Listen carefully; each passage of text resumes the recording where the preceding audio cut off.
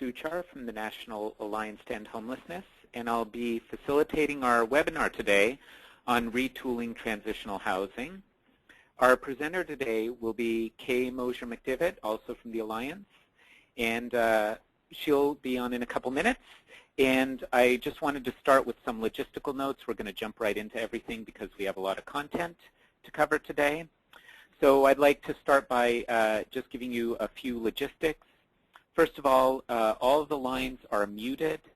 We have many, many people on the call today, so it doesn't work for us to unmute your lines. But if you have any questions, and we very much appreciate your questions, comments, if you have examples you'd like to share, please do so. You can type those into the chat window that should be on the right side of your screen. Also, if you have any questions, feel free to ask them at any point during the webinar. We'll use our judgment about whether things have already been answered after you ask the question. And again, I just want to reiterate, if you have questions, or especially if you have comments, examples you want to present or share with us, please type those into the chat window. We have scheduled 1 hour for this recording, for this webinar. There's a good chance we'll go over, particularly if there are a lot of questions.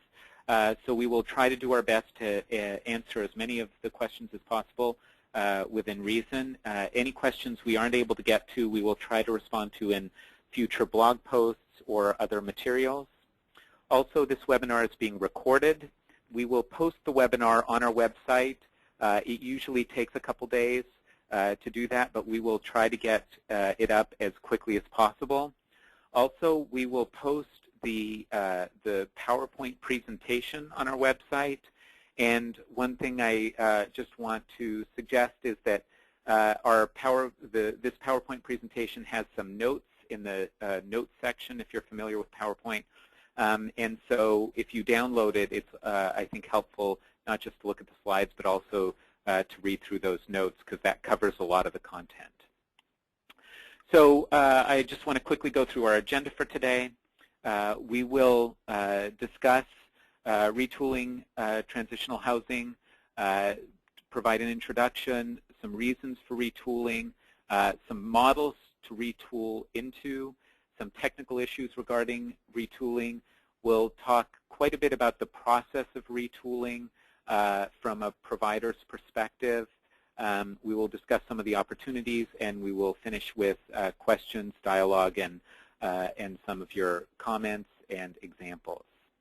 So with that, I'm going to turn this over to Kay Mosier-McDivitt from the Alliance. She's been working very hard on developing a lot of materials around retooling and really looking at examples of retooling from around the country. So Kay? Thanks, Norm. So it's really great to be with all of you today to share this information on options for retooling transitional housing. So I wanted to start out by saying that we're aware that folks are at different points in the process when considering retooling your transitional housing programs to new models. So some of you are just starting probably to think about retooling, and you're looking for some additional information. Some of you are ready to do something, but maybe you're not sure where to start. And we also know there are a number of you out there that have already started the process, and you're looking for some additional direction and assistance in the details. So the goal today is to provide information on this webinar that will address these different levels of interest in retooling your program. I want to start out by talking a little bit about what we do know about retooling transitional housing. And so at the Alliance, we've been hearing from a lot of providers who've been really shifting their philosophy from trying to think about how they can end homelessness, and they're thinking about how they can change their models and funding to increase impact on service delivery. And so we're finding there's a lot of folks that are successfully retooling their programs, and they're having some really significant results. Some of these things have included increased exits to permanent housing and shortened lengths of stay. And when you increase your exits to permanent housing, you decrease your length of stay, you're really significantly increasing your capacity to serve more families. And one of the other things we've been doing is we've been conducting performance improvement clinics in various communities across the country. And what we do is use local data to do cost comparisons for permanent housing exits from different systems. And this data has helped local communities begin the process of thinking about how to repurpose transitional housing resources and how they can use them in different and efficient strategies. And so one of the things that happens sometimes from the clinics and also just from communities at large is that a lot of people are starting to request different tools and examples and looking for ways to make the most efficient use of resources, and often they're looking at how to use transitional housing resources. So the Alliance is working on creating a resource toolkit that will be coming out in a couple of months. And so some of what we're going to talk about today is going to be using some of those things that will be included in that toolkit. So one of the other things, as we've talked to transitional providers across the country, is that we've really learned a lot about transitional housing lengths of stay and their outcomes. And we've really found that transitional housing stays range from community to community, from program to program. We found that, in general, the shortest length of stays in transitional housing can be as short as 4 months. And those shorter length stays will allow different programs to serve more households in more cost-effective ways because folks are staying for a shorter period of time, so it increases their capacity. And then we also know there's other programs that have as much as a 2-year length of stay, and that in some ways can create a backlog in the system if people are staying in transitional housing for a long time, because as newly homeless households need assistance, there's no resources for them because people are not moving through the system very quickly. We also know that in a lot of communities, people are entering transitional housing from other programs, especially from emergency shelter, but often people do some shelter hopping or moving from transitional housing to transitional housing programs, and that really adds to the length of stays in the homeless system. And so by not staying in one program and moving out of that program, but rather moving across the system, it really creates a long length of stay. And the other thing we also know when we've looked at data is across the country, about 1/3 of transitional housing participants actually leave transitional housing for something other than permanent housing exits. They may be moving back into homelessness. Like I said before, they're moving into another shelter program. Sometimes folks disappear. And ultimately, the goal for all programs is for folks to move to permanent housing exits. So as I mentioned before, we've been collecting a lot of data from a number of communities where we've conducted our performance improvement clinics. So these next 3 slides, I'm going to share some of this data.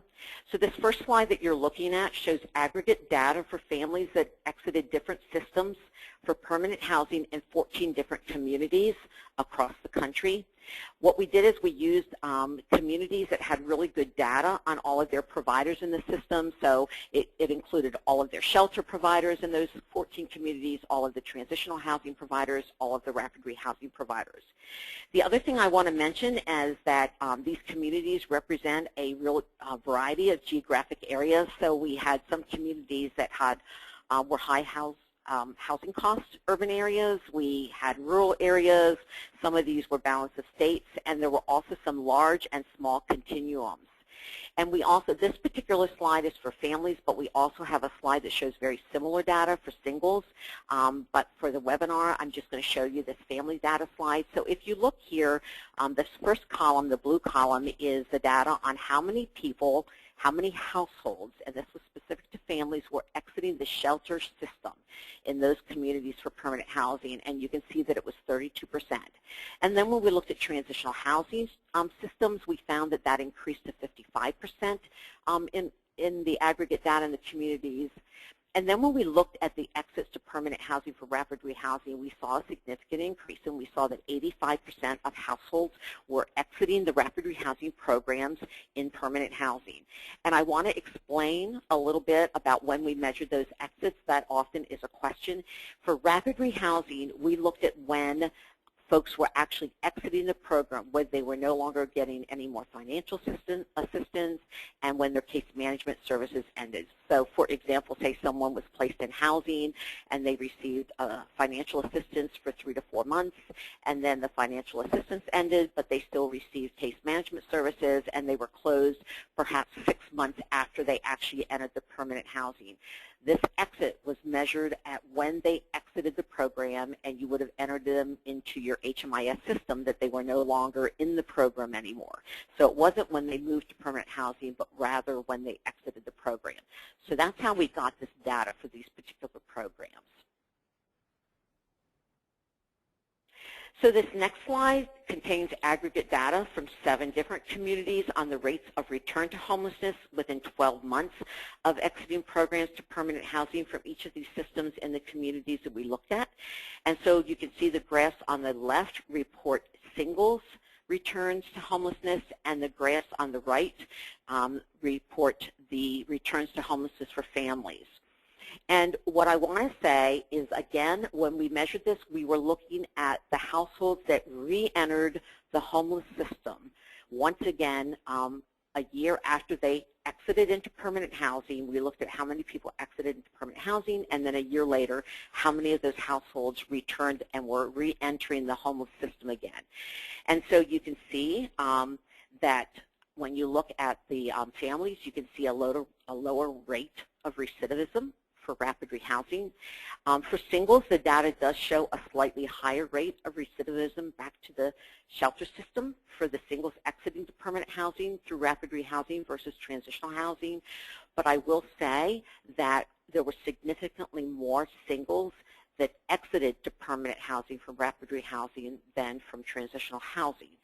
But I think even more significant is to really look at the fact that for families across the board, rapid rehousing had a better rate, a lower rate of recidivism than either of the other strategies.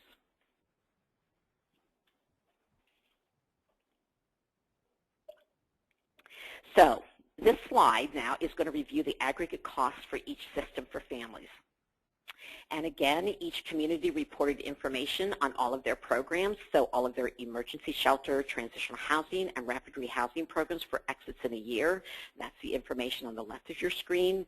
And then all of their exits into permanent housing for a year. And so then after they got all those exits, they reported each program's total budget, and the budgets included operational, supportive service, and administrative costs for each program. Even for rapid rehousing, the cost for rapid rehousing was not just the financial assistance, but included all of the administrative and case management costs.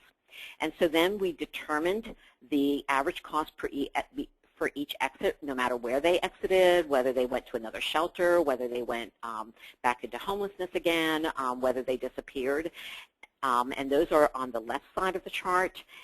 And then we actually looked at the cost per exit into permanent housing. Since the goal for each system is to exit persons to permanent housing, we wanted to know what that cost was for permanent housing exits. And as you can see, while the cost of both emergency shelter and transitional housing dramatically increased for permanent housing exits when compared against all exits, you can see that for rapid rehousing, there was not as much of a difference. It changed very little, and a lot of that is due to the high rates of success in exiting to permanent housing. So what this data indicates is that rapid rehousing models are more effective in exiting persons to permanent housing, and they're cost efficient. And for families, they have lower rates of recidivism than transitional housing programs. Similarly, we did comparative cost data per exit for singles that also indicated rapid rehousing is the most cost-effective strategy for exits to permanent housing. And again, we saw very little cost in the change from all exits for rapid rehousing to permanent housing exits. When we put these slides on our website, we will actually include the slides on singles. So you'll see the data on singles as well. So for this next slide, in addition to the cost effectiveness that we showed from the previous data slides, one of the other key reasons that you want to reconsider or consider retooling is to look at the HEARTH performance indicators, and you want to really determine how your transitional housing program is faring under these respective indicators, and how those indicators, how your own indicators are going to be contributing to the continuum of care's performance outcomes. So in essence, what's your project's impact in your overall communities meeting these goals? So you should be familiar with these HEARTH measures. It's about reducing overall homelessness, reducing the number of people who become homeless for the first time. We want to be reducing the length of homeless stays in the system from entry to exit in the system. We want to be reducing returns to homelessness in our community. We also want to be looking at increasing jobs and income for folks, other accomplishments on reducing homelessness. And then this last one, thoroughness in reaching homeless populations. And I want to just mention this because it's really important that all of the strategies that we use are really that we're looking at how we use them for all types of households, whether they're low barrier households or high barrier households.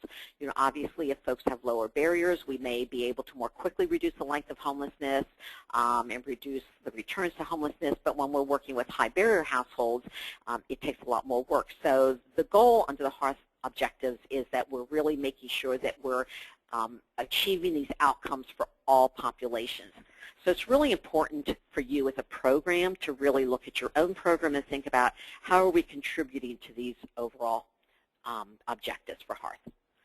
So the question comes back to why retool?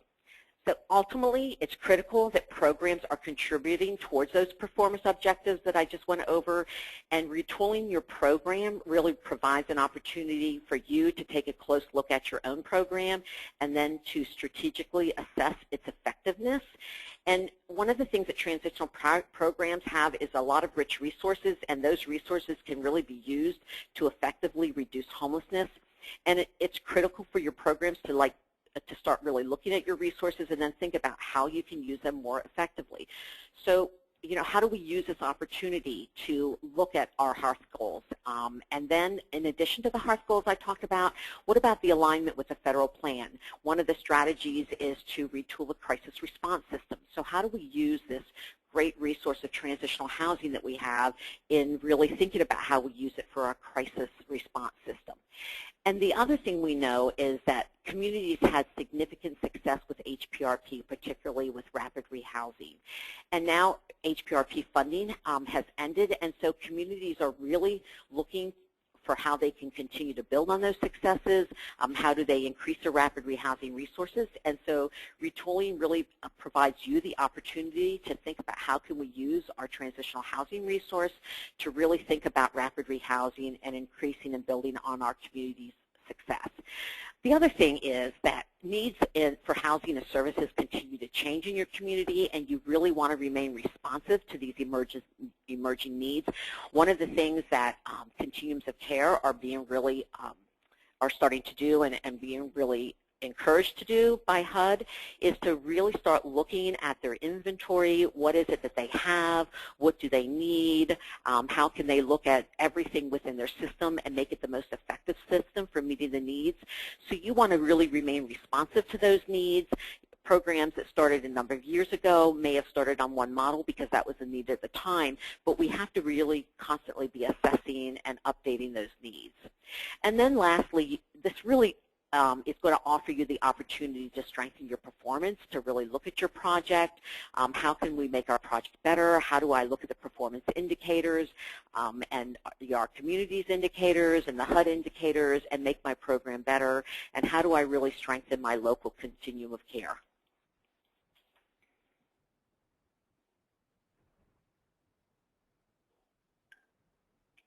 So now, we're going to talk about what are some different options that you have when considering retooling, including thinking about how to retool to rapid rehousing models.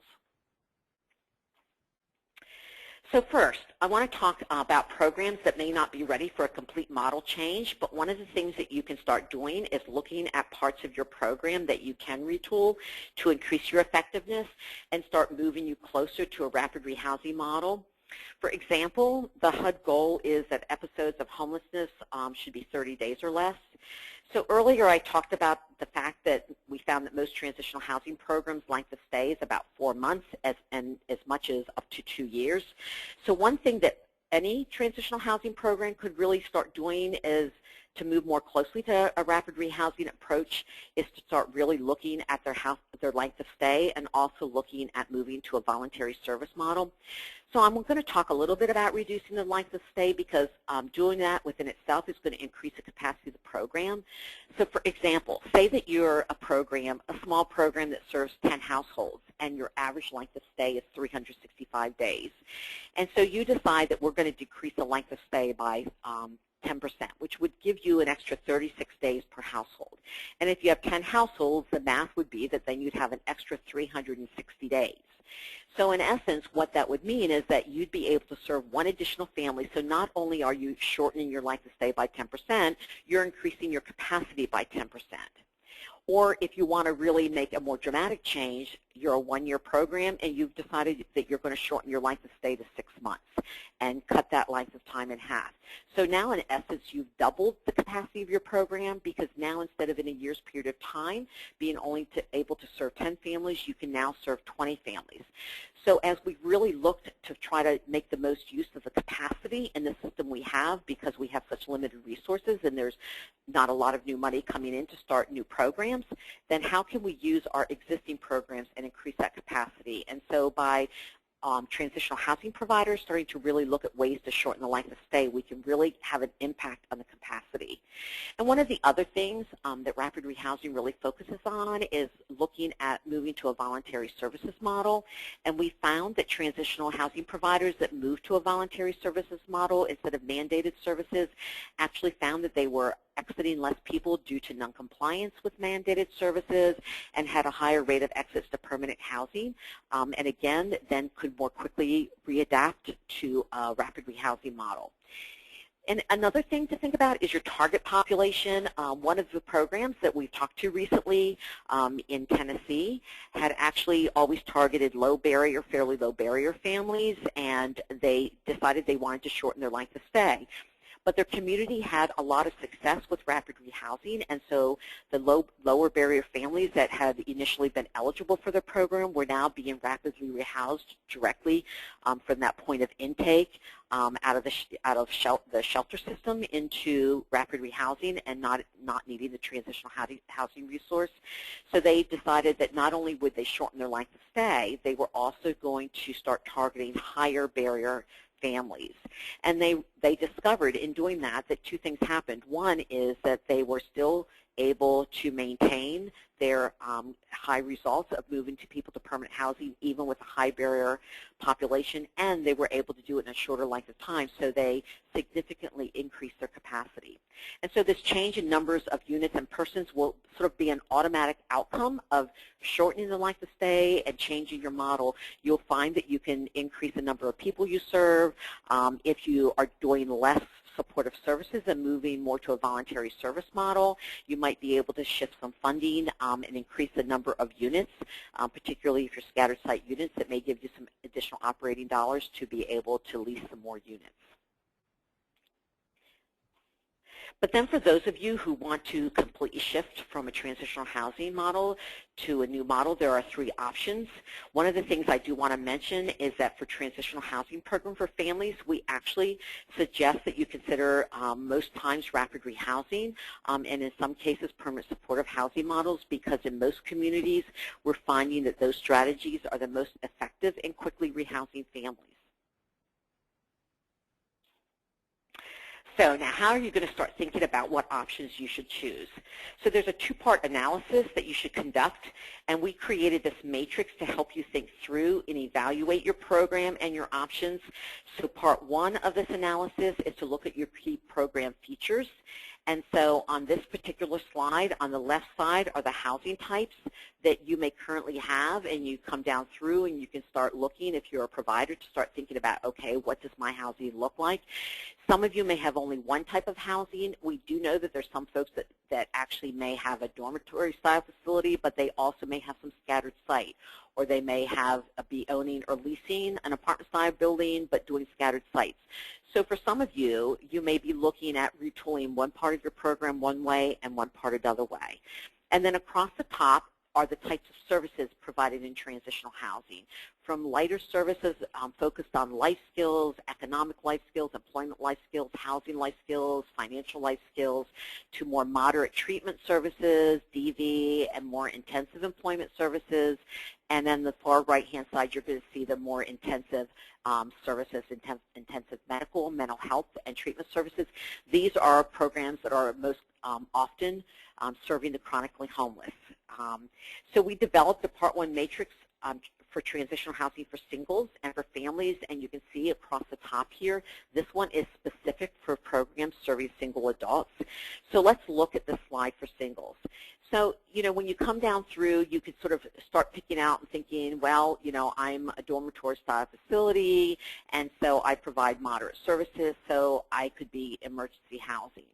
One of the things that I want to say is that if you have scattered site or leased apartments or are currently a transition in place model, those models are the easiest to convert to rapid rehousing, especially when leases are in the names of your participants, and then just by tweaking a few policies and procedures such as, again, moving to voluntary services and providing just very short-term rental assistance, then your program in essence becomes a rapid rehousing program.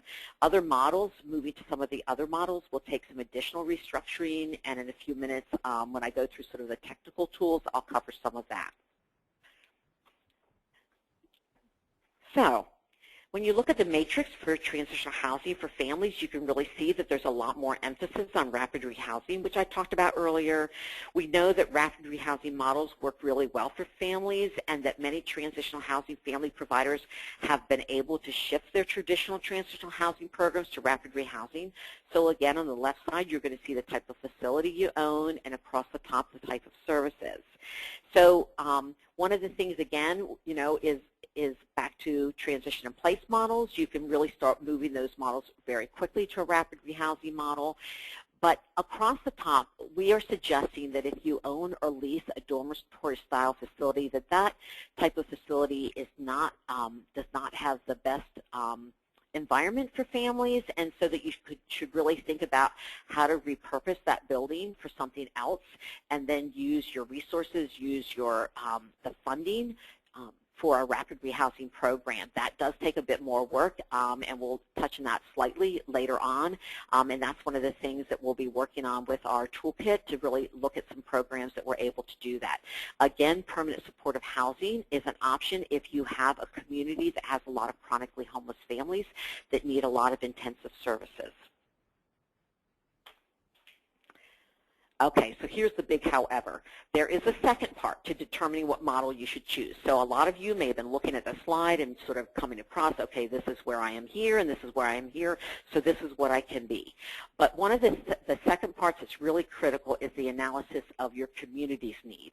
So you really need to complete both of these analyses together to determine your model for retooling, because, for example, say you have sufficient permanent supportive housing for families in your community, you find that you have very few chronically homeless families, and you don't have any unsheltered families in your community, you probably don't need much permanent supportive housing for families. Or likewise, if you have very few unsheltered singles in your family, you don't find many unsheltered people during your point-in-time count, and that your shelter, you know, frequently have capacity in your shelter system, then you probably, if you're a shelter or a singles provider, you probably don't need more emergency housing program models. So it's really important to engage with your continuum of care planning to determine your community need, because as your system, again, is doing an analysis of their system, they're going to be able to really point you in the direction of, okay, here's what your resources are, and here's what we really need in this community. So really working with your continuum care committee is going to be important. Again, I'm going to say that one of the most important reasons to retool to rapid rehousing is that we're finding that most communities have really limited rapid rehousing programs. If you can see over here where I have my cursor, most homeless people in many communities do not receive rapid rehousing. Most communities are finding that homeless episodes are lasting longer than 60 days. So that's one of the reasons you might want to really start thinking about how to use your resources for increasing the rapid rehousing models in your program. So now once you've done sort of this initial overview of what your options are and you're ready to start a process, here are some key steps that you should take in your retooling process. So in essence, we suggest that there's 3 phases that you should take. So first you want to look at the assessment of your current program and planning, and that phase is going to take 1 to 2 months. And then once you know what your model is going to be, you really have to develop a strategy to implement that model, and that takes a little bit longer, as much as 4 to 6 months. And then you start the shift. You set a target date and you get started. So I'm going to say that making changes to your program does take time, and we really recommend that you really give yourself sufficient planning time to ensure a successful transition to the retooled model, whether it's a complete new model or you're shifting just some components of your program. We really suggest that you want to map out a 6 to 9 month program or planning process to make sure that you really have sufficient time to do a good transition. So I'm going to start by talking about this first phase, the assessment, planning, and preparation phase. So the first thing, again, back to that slide I talked about working with your continuum of care, one of the first things you're going to want to do is meet with your local continuum of care planning system. It's really critical that your retooling is in alignment with your system's continuum of care plan and any tenure plan that's happening. Again, I mentioned before, if your community does not need any additional permanent supportive housing beds, it wouldn't make sense to retool to that thing, that particular component. So it's really important to be talking with your folks, and you also want to have their support and input into your retooling system. Again, each continuum of care should be doing an analysis of their current system, and they should be looking at the configuration of services and identifying what's needed the most. So you want to make sure that you're part of that process. And then once you meet with your continuum of care committee and get their input into it, the next step is you want to develop a retooling assessment committee. And this retooling committee should include 5 to 7 key stakeholders. You don't want to have a committee that's too large, and you want to keep this committee really focused on the goal. You want these stakeholders that are going to be able to have good input and influence in the conversion plan, and they should be really committed to the process of change. So some key participants that you want to include would be obviously your executive director. You want to identify some key board member or members, again, who are some of the folks that have real influence on the rest of the board. You want to also look for 1 or 2 key staff to be involved from your program, who are some change agents in your program, who are the people that are going to be important to be part of the change process. You want to identify your funders and invite 1 or 2 of your major funders to be part of the conversation.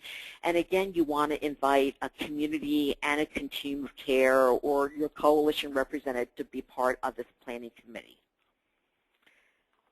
So now, once you have your committee put together, and again, this would happen at the very beginning of this 1 to 2 month process, then the very first work that the committee wants to do is to assess and evaluate the current program.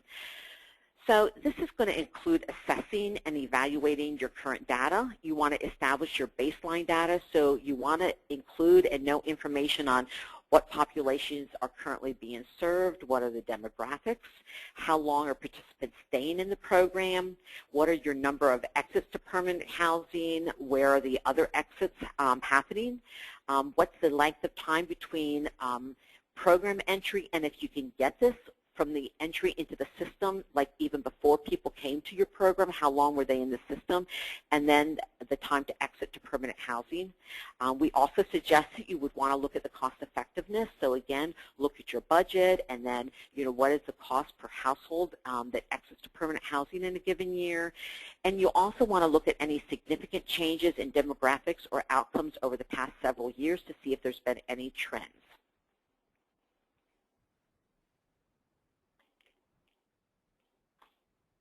And this is, again, continuing with this first phase, the assessment and planning and preparation phase. So once you've got your committee together and you've looked at all of that current data and you've evaluated the strengths and weaknesses of your program, now you want to start identifying the potential model for your retooling.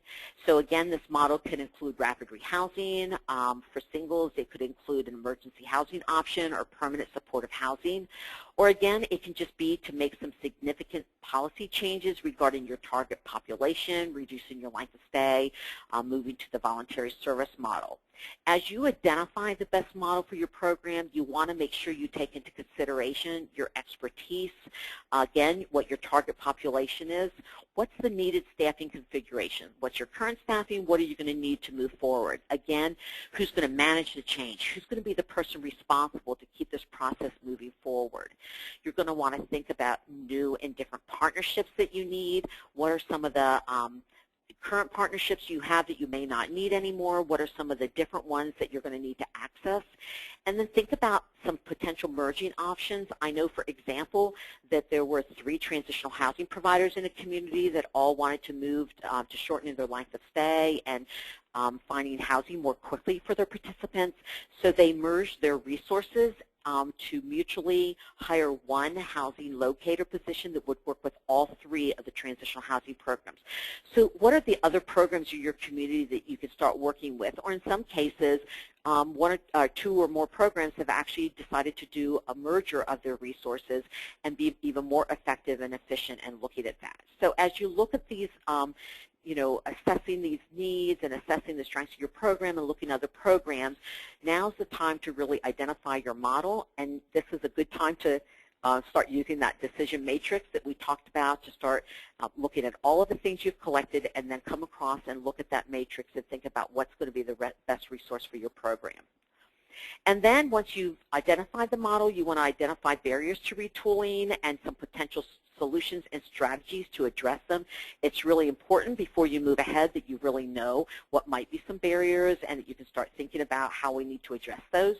So these are things like your funding sources, any contract revisions you might need, how you're going to get community buy-in, where some resistance is going to come from that you're going to have to change. And again, we talked about the building use, if you're going to have to reconfigure your building use. You also might want to consider looking at more than one option, perhaps retooling, like total retooling to a full new model, or maybe, and in addition to that, thinking about if you aren't able, if you find there's too many constraints around the building use, then what would be ways that you could repurpose what you currently are doing in your program and add those things. And so that way, if you start finding some funding constraints, finding and funding go together. So if you're finding those funding constraints, you may be able to move more quickly to Plan B if you have a backup strategy. So then next, you want to really know how to communicate well the model that you plan to implement. So the committee really needs to have a very clear communication plan developed and really target your different stakeholders of who you want to communicate that to, because you may need a different communication strategy for all of those stakeholders. So you're going to look at your, again, your continuum of care leadership folks, any local politicians, any funders, and this is not just like your public funding dollars, but even your donors. How are you going to communicate this to your donors, your board, your staff, your local government? And also, how are you going to communicate this to your participants? So good communication is key to reducing barriers and moving the process forward. And then finally, you're going to identify this final recommendation and a plan of implementation, and you need a rollout schedule. And once you have that, again, you want to communicate that.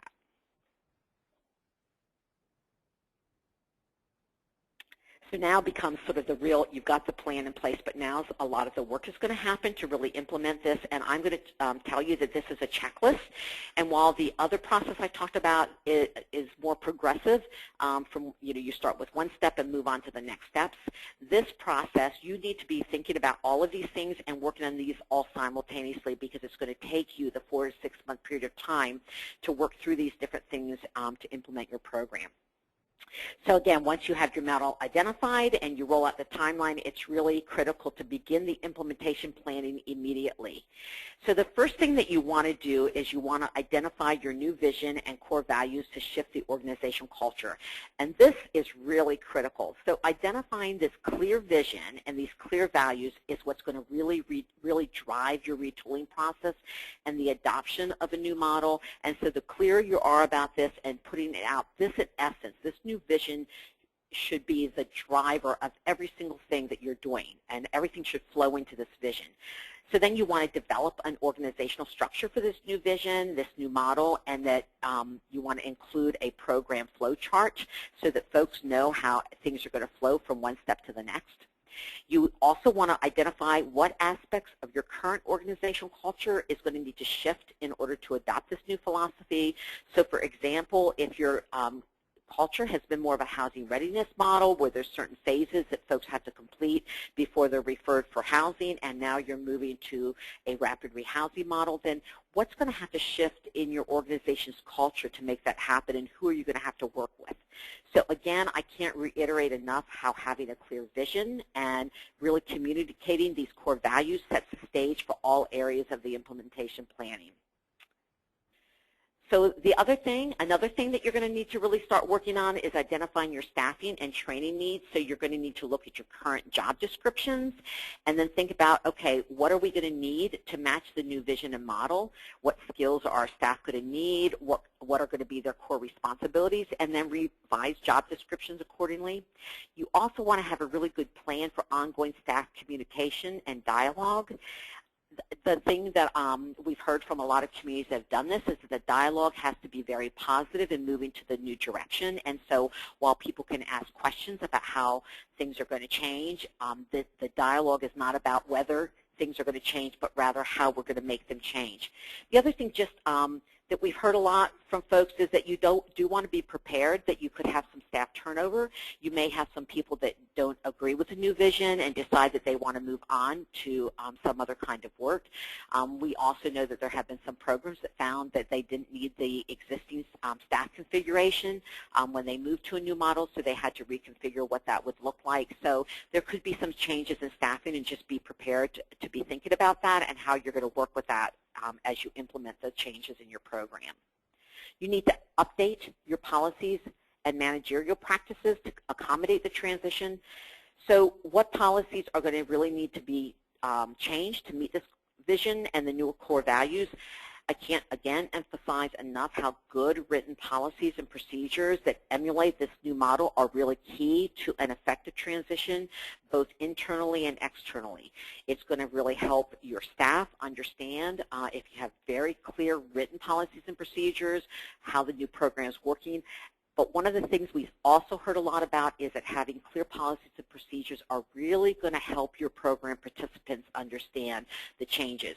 If your program's been around for a while, there's a real understanding from within the community about what can happen in your program, and now if you're shifting it, for example, if folks understood that they would stay there a year and now it's 6 months and there's going to be more focus on housing, it's going to be really important to have really clear written policies and procedures so that the folks coming into your program understand the direction you're headed. You want to obtain board support and endorsement. You want to identify who is on your board that's going to support this retooling and how you can use them to engage the rest of the board. One of the things I really suggest is that you bring in planning folks from your coalition or your continuum of care to update the board on the systems change and the role that your transitional housing and plays in that and changing those benchmarks for the community. You know, for example, when I was still working at the community, in our 10-year planning process, we had made the decision that we were going to set a community-wide benchmark that that we would reduce the length of stay in transitional shelter to 6 months, and that we set a benchmark for the number of folks that should be moving into permanent housing. And so it was really important to have the coalition folks and the continuum of care planning folks communicate that to different boards, because then your board can see how you're part of this whole community strategy, that this isn't something that's happening in a vacuum, but rather part of a whole system change. You also want to, as part of your implementation, identify outcomes measurement plan. So your outcomes and benchmarks that you want to achieve need to be clearly identified. And again, you want to align those benchmarks with any community goals, just like I talked about. You want to review those benchmarks at least for the first year or two, quarterly with baseline data to see what your baseline data looked like and how you are doing now, and then tweak where you need to tweak and adjust and make changes. You also need to be communicating those results to funders, to your staff and board, so they know how things are going. So one of the really important things in this that you want to start right away is developing your new proposed budget for this new model, and look where funding can be shifted from one line item to another line item, and identify any funding constraints. So you want to know what your current funding sources are that may need to be modified. For example, if you're HUD funded, you need to contact your field office regarding any contract amendments that may be necessary. You also, one of the really good things is that you may be eligible for some new funding resources that may support the new model. So you want to be identifying what those are and starting to talk to those folks. It's really important if you can identify points of contact for each funding source, and so have a specific person that you're going to be communicating with about the revisions in your budget, and look at your funding shifts and find out what constraints that there might be. I also want to recommend that this is another really great time to utilize your coalition and continuum of care staffing folks in your community. That again, if this is part of a larger plan, having those folks meet with the funders along with you to explain the shift in strategy and why this is so important for the community can really help sell your funders on your new budget and your new retooling model. So you want to also then identify a full spectrum of community partnerships. You want to identify all these new collaborations and outside resources that you may need to support households in their independent housing, especially if you're moving to a rapid rehousing model. So what are those external service providers that already exist in the community and are providing those services, and how do we develop partnerships with them? And you want to start having meetings with those folks and drafting some models of agreements, maybe an MOU, a linkage agreement, and in some cases a subcontract. So having good partnerships before you start the implementation process and a clear understanding of everyone's role is going to be really important. And I talked about this in the first stage, and I'm going to talk about it again. It's really important to develop a clear communication plan. Again, it is really critical that you do your own messaging about the change, because if you don't put your message out, somebody else may create a message that's the wrong message, because people are going to talk about the change. So it's really important for you to take charge of your messaging. And again, I want to emphasize, don't forget about the messaging to your consumers and your participants. So your communication plan, you want to be planning for internal communication to your board and your staff, and then this external communication plan to the community at large, your funders. Again, people really need to hear the message with your target dates and the expected changes. And then you need to take the steps to alter your building use if necessary. So again, this is where a lot of work's going to go into play, particularly if you own your building. If you lease your building, it's going to be much easier unless you're in a long-term lease. But for folks that own their building, it takes a lot of work to start thinking about how they can use the building.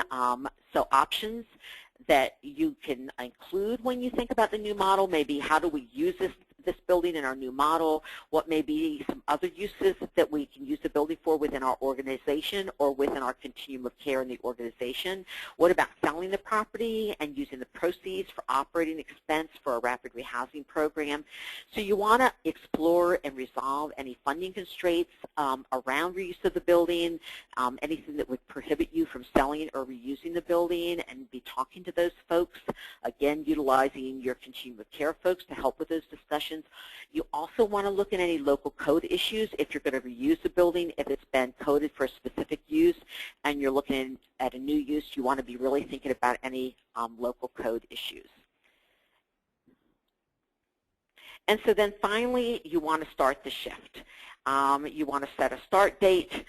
You want to have a roll-up plan for that date and have a clear contingency plan. One of the things you want to know is that you may have to start this, the start date, you may have to do it in phases depending on funding cycles. Perhaps you have current funding that has to be used in a particular way for the remainder of this year. So you may want to really think about starting the shift and phasing it in. But it's really important to get the program changes implemented, and then you continue to tweak the new model as needed. So I want you to know that this takes time and energy to begin the process of retooling, and in many ways shifting transitional housing to a new model, even particularly a rapid rehousing model, may not be a complete change of intervention as much as it is a shift in looking at what you have and targeting how you're delivering those services, taking what you're doing in transitional housing and then just really targeting it to a rapid rehousing model. So there's a number of opportunities that you can consider in funding for your retooling your transitional housing. And so right now I'm going to turn this back over to Norm, and he's going to talk to you about some of those options and opportunities. Norm? Thank you very much, Kay. Okay, so let's talk about some of the different sources of funding that, that you can use in the retooling process.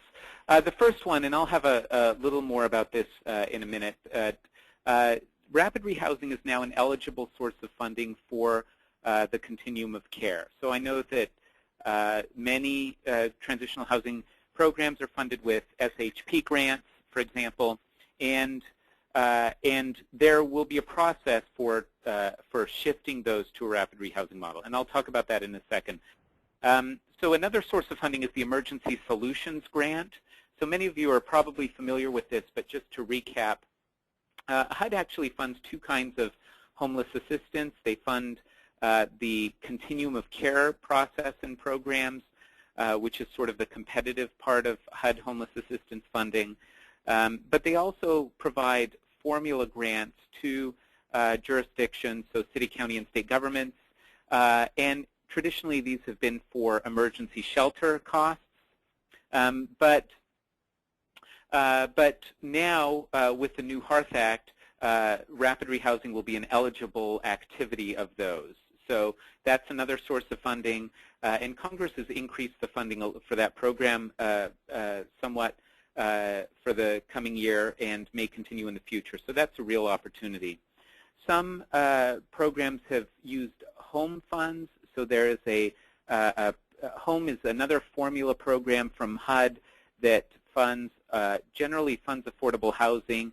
A lot of it's used for the development of, for example, multifamily or apartment housing of relatively affordable apartments.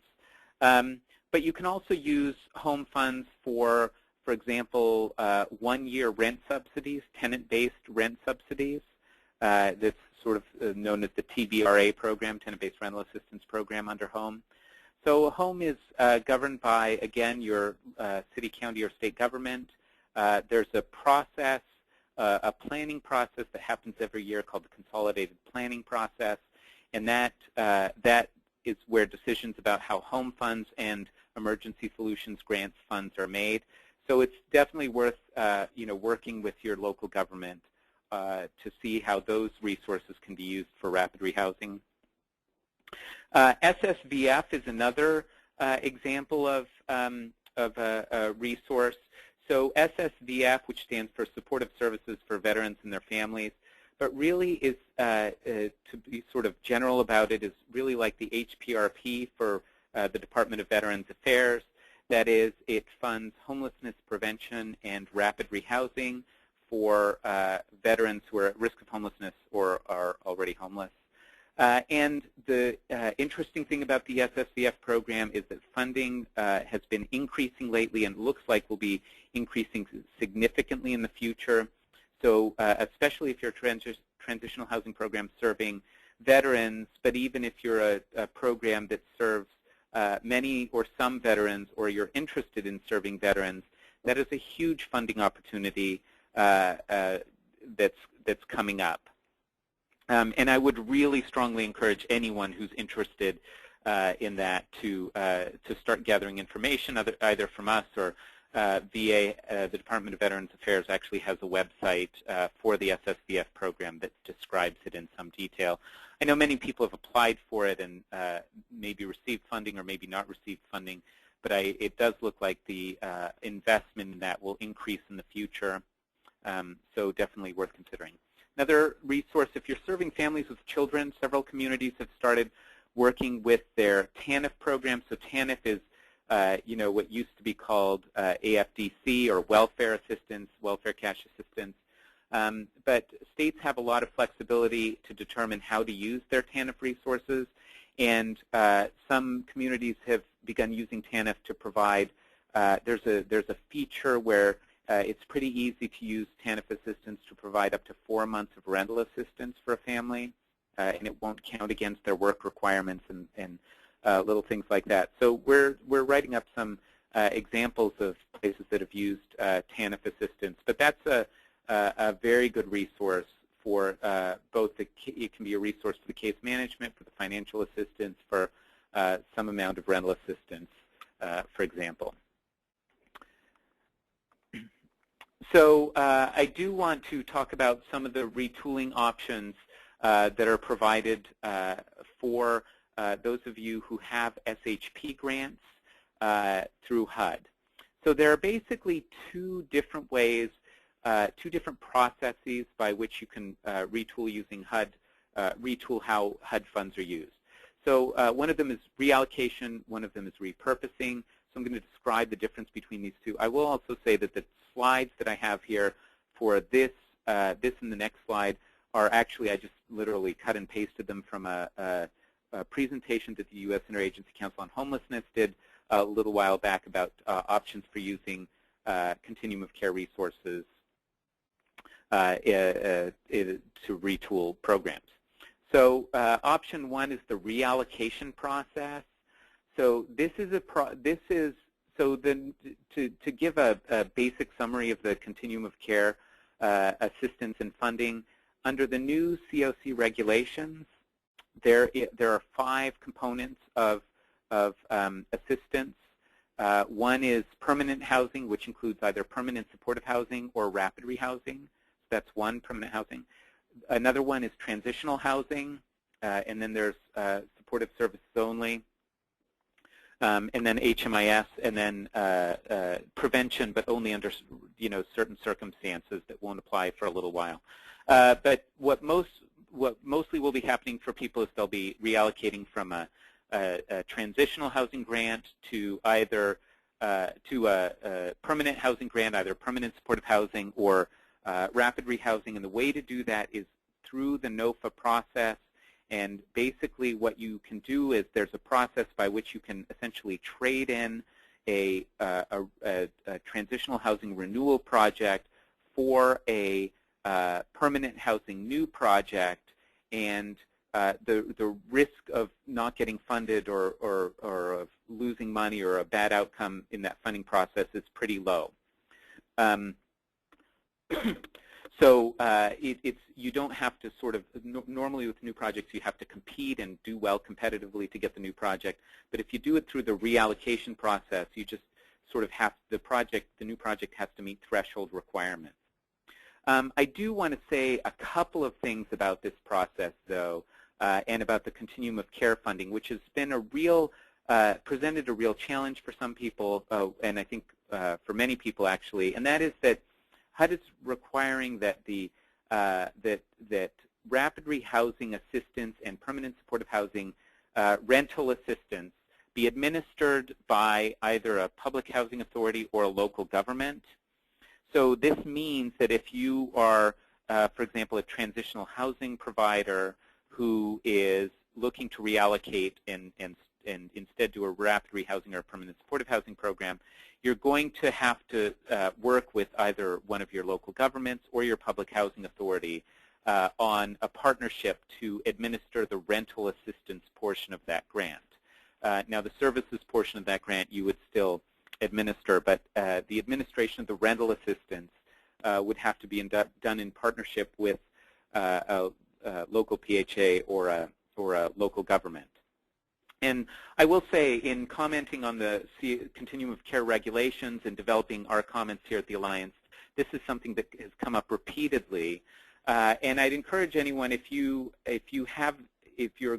exploring this and you have examples for us about how you're sort of overcoming this challenge, I'd ask you to please share them with us, because we're very interested in learning as much about how you're doing it as and I'm sure other people on the call are interested in learning more about it as well. So reallocation is one process. The other process is called repurposing, and the repurposing process is if you're not shifting from one component to another. For example, if you're a transitional housing program and you want to retool, but you're going to focus on shorter lengths of stay, so maybe go from a program that people typically stay for 12 to 18 months, and instead people would typically stay for, say, 3 to 6 months, then you would be looking at repurposing and shifting money around in your budget, but you'd still be a transitional housing program. Then you would go through the repurposing process. And this is not done through the NOFA process. In fact, during the NOFA process is probably the worst time to do this. You would do this through a grant amendment process, and you basically work with your continuum of care leadership and your field office, and you negotiate a new grant agreement that makes the changes that you're looking to make. And again, that can be done anytime during the year. With both of these options, really strongly encourage you to talk to your continuum of care leadership and your field office as quickly as possible. What we've noticed as people have done this over the past several years is that it frequently takes a lot of dialogue for everyone to get on the same page in understanding what precisely is required to make this change.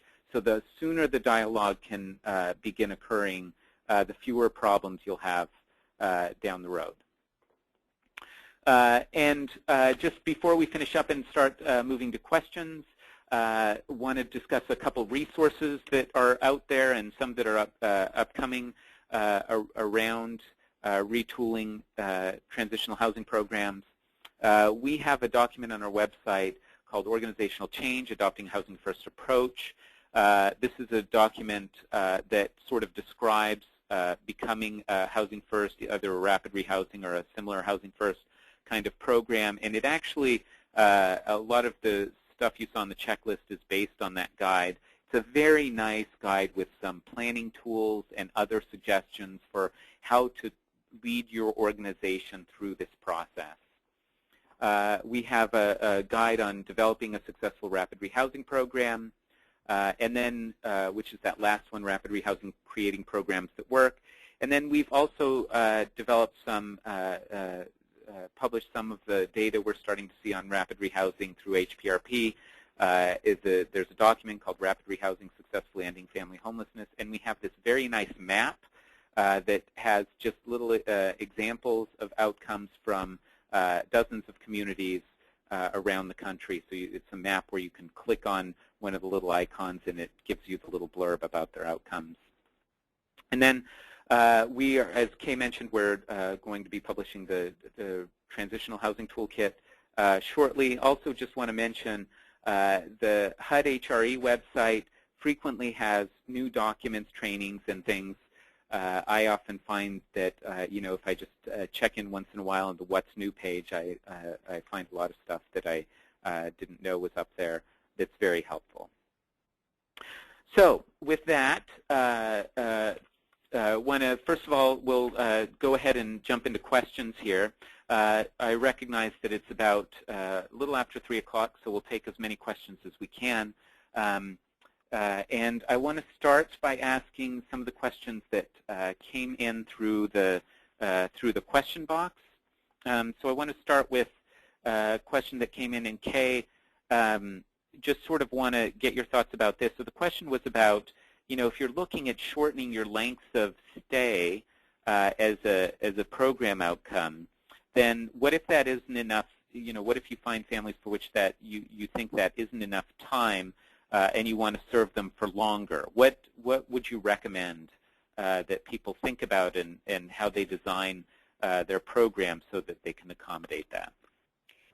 So I think what we found, again, and this is talking to a lot of providers who have done this, is that they actually, while a lot of folks were concerned about that in the beginning, what they found that when they really shifted to a housing focus from the very beginning of the program, they were able to sort of measure and have a sense of how that would work. And one of the biggest shifts that happens is that everything becomes housing focused, and that's probably the thing that to think about if you're looking at shortening your length of stay, is that it's really a paradigm shift, and it's really and as a former transitional housing provider, I'll say this, is that we spent a lot of time when people first came into our programs in the traditional models of talking about, here's what you need to do to stay here successfully, and just really focusing a lot of time on people getting comfortable and understanding the routine of the facility.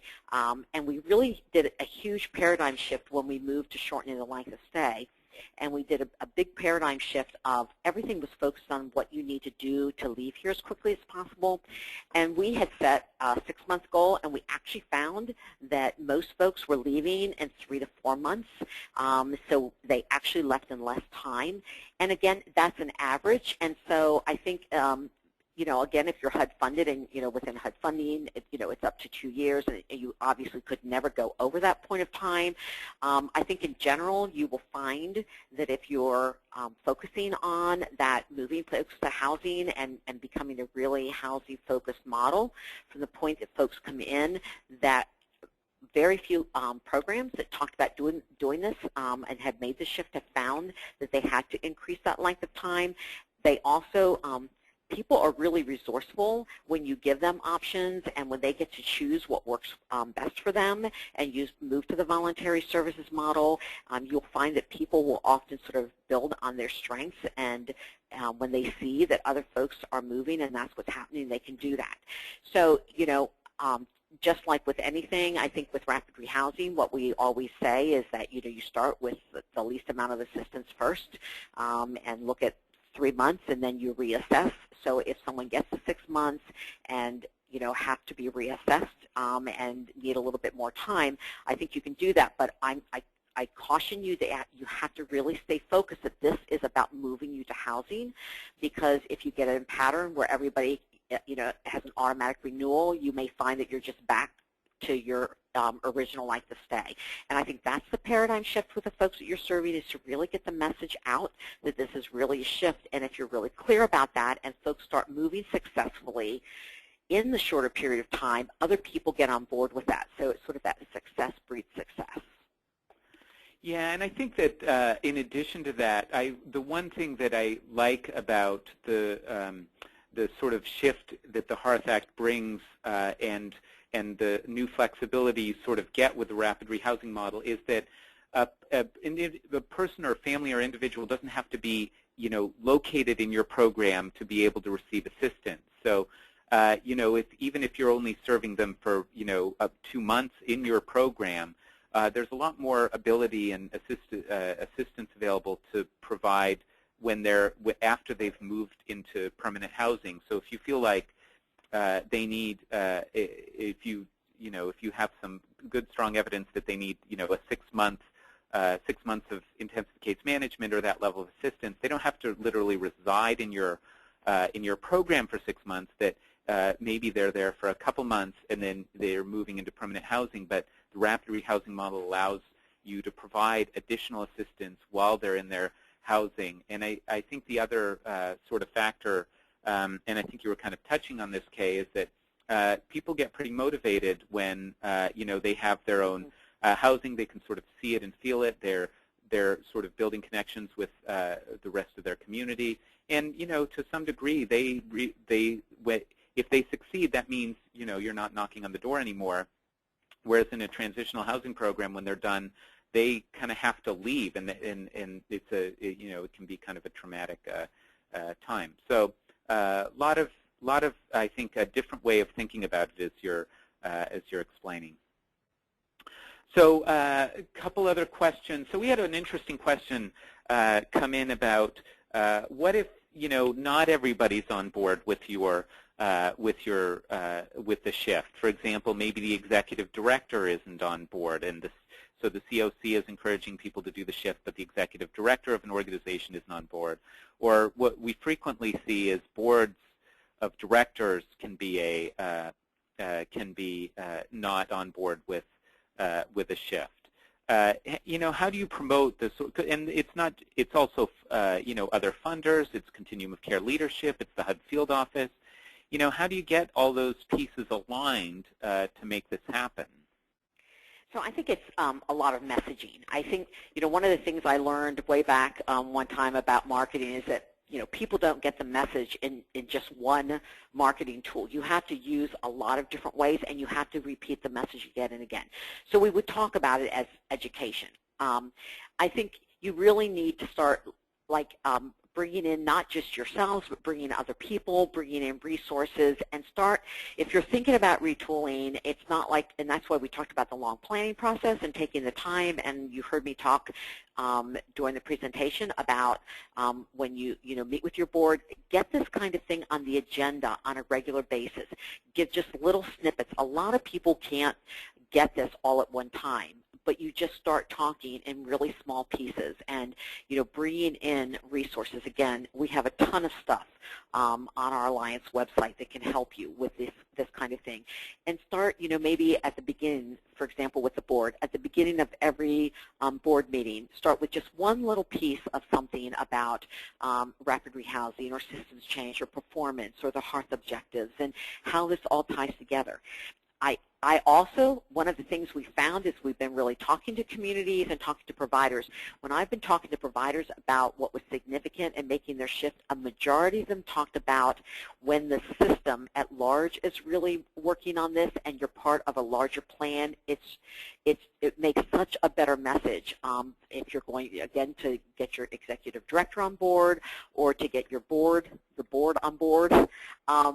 It's just really critical to be part of the larger community plan because, again, then you're not working in isolation. It's about what we're doing as a community and thinking about how we want to be part of this larger community plan and how my organization can be part of moving, the 10-year plan forward or a continuum of care plan forward. So using other people to bring the message in can be really, really helpful.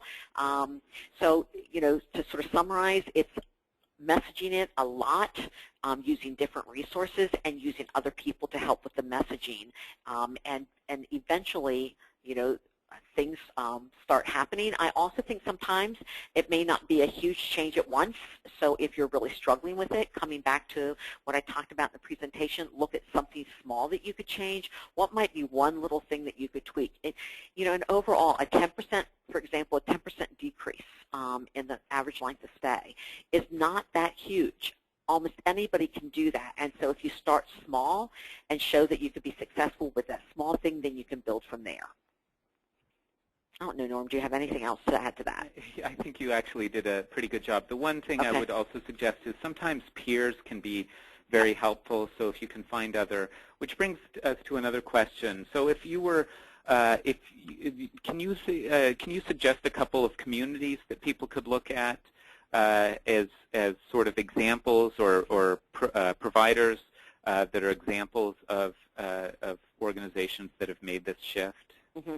And I think just to let you know, one of the things we hope to do in the near future is have another webinar specifically focusing on providers and some communities that made the shift. But an example, and I referred to this a little bit during my presentation, is in Memphis, Tennessee. They've done a huge community plan around rethinking how to use transitional housing, and so there's a couple of programs there that have really done some things. One is Agape in Memphis, Tennessee. Another program is MIFA in Memphis, Tennessee. MIFA is actually a program that's working on repurposing their buildings because they own their buildings and they're working on repurposing those buildings. So we're really looking to them for a lot of direction on how that works.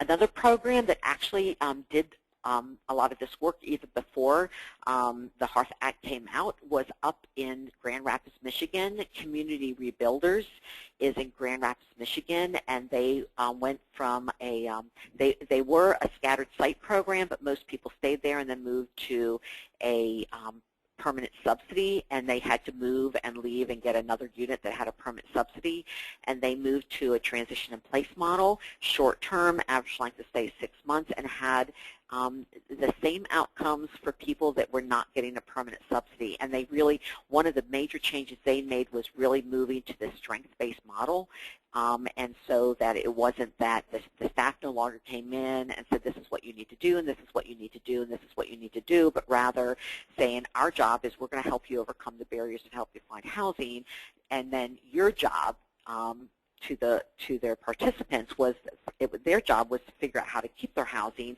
and then the staff was there to leverage those resources they would need to keep their housing. And they've had a lot of success and have developed a number of training materials in that. So those are 3 programs that off the top of my head I can think of that had made some really significant changes, both in their own programs, but then also at the community level. Yeah, and I'll just add one more, and this actually honestly comes from one of our audience members who just wrote in, and that's the Transitional Housing Corporation here in Washington, D.C., as their name implies, was once a big provider of transitional housing in Washington, D.C., and has been transitioning their programs to more of a housing first model for families. So again, another example of that shift.